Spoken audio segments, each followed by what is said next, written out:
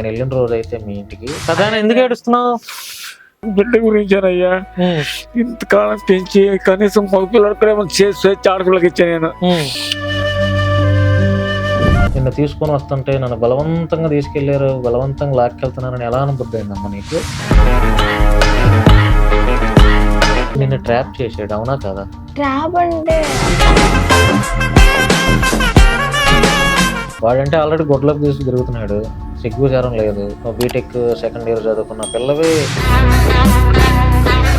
ఎందుకు వాడిని తిడుతుంటే నువ్వు ముఖం మార్చేస్తున్నావు? మార్చేయట్లేదు, కొంచెం ఫీల్ ఉంటది కదా. ఏం ఫీల్ అమ్మా, ఏం ఫీల్ చెప్పు. మళ్ళీ అగోరి వైపు వెళ్ళే ఆలోచన ఏమన్నా? నువ్వు వెనక కారులో డిక్కీలో ఏముంటాయమ్మా? మూవీస్ చూస్తావా? పాటలు పాడతావా? ఏదో ఒక పాట పాడు మా ప్రేక్షకుల కోసం. నీ పాట మధురం, నీ మాట మధురం. అగోరి కోసం పాడలేదు ఈ పాట. అగోరి గారు మళ్ళీ వస్తానంటున్నాడు నీ దగ్గరికి. ఏమంటున్నాడు నా గురించి?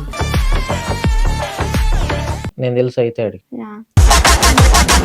వస్తే ఏం చేస్తావు? నా దగ్గరికి డైరెక్ట్ గా వస్తే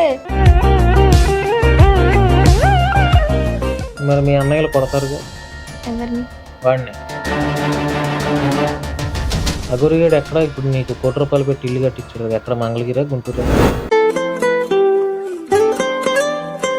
థ్యాంక్స్ చెప్పాలంటే ఎవరికి చెప్తావు? సారీ చెప్పాలనుకుంటే ఎవరికి చెప్తావు? అమ్మా నాన్న సారీ, హర్ష అన్నయ్య సారీ, విష్ణు అన్నయ్య కోపం ఉంది నాకు కొంచెం, నేను సారీ చెప్పాను. నీకేంటంటే ఒక ఫ్యామిలీ విలువలు, తల్లిదండ్రుల విలువలు, నీ అన్నయ్య, నీ బంధువుల విలువలు, హ్యుమానిటీ, ఇవన్నీ చెప్పడానికి వచ్చా.